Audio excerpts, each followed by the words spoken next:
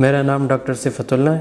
میں medical specialist ہوں اور ساتھ میں انڈوکرائنالوجسٹ ہوں. اگر آپ کا شوگر بہت عرصے کے لیے ان کنٹرول ہو، فار ایگزامپل 5 ایئر 10 ایئرس، تو آپ کے پاؤں سن ہو جاتے ہیں. جب آپ کے پاؤں سن ہو جاتے ہیں تو آپ کو پتہ نہیں چلتا. آپ کا تھوڑا سا بھی سکن ہٹ جاتی ہے، آپ کو جب پتہ چلتا ہے تو آپ کا زخم بڑا ہو جاتا ہے. تو اس کی پریونشن کے لیے تو سب سے ضروری بات جو ہے وہ آپ نے شوگر کنٹرول کرنا ہے. شوگر کنٹرول رہے گا تو یہ نیوروپیتھی نہیں ہوگی. تو اگر کسی کو زخم پڑ گئے اس میں 2 چیزیں، ایک آپ نے شوگر کنٹرول کرنا ہے، پھر آپ نے اس کے لیے اگر کوئی سرجری کی ضرورت ہو تو وہ کرنی ہے، اور ساتھ میں اینٹی بایوٹک اور خون پتلا کرنے والی میڈیسن، یہ ساری چیزیں اس میں ڈفرینٹ چیزیں ہوتی ہیں، وہ ساری آپ نے کرنی ہوتی ہیں.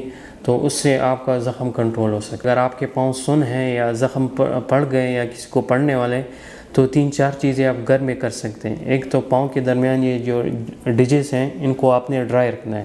دوسرا، آپ کی جو ڈائبیٹک پیشنٹ ہوں گے ان کے پاؤں کے جو سکن ہوتی ہے وہ بہت ڈرائی ہو جاتی ہے، یہ سکن موٹی ہو جاتی ہے. جب سکن موٹی ہو جاتی ہے تو اس کے ساتھ آسانی کے ساتھ زخم لگ سکتا ہے. تو ایک تو آپ نے سکن پہ کوئی موئسچرائزر اگر پیٹرولیم جیلی وہ لگایا کریں. دوسرا، یہ سکن انٹرڈیجٹ ڈرائی رکھیں.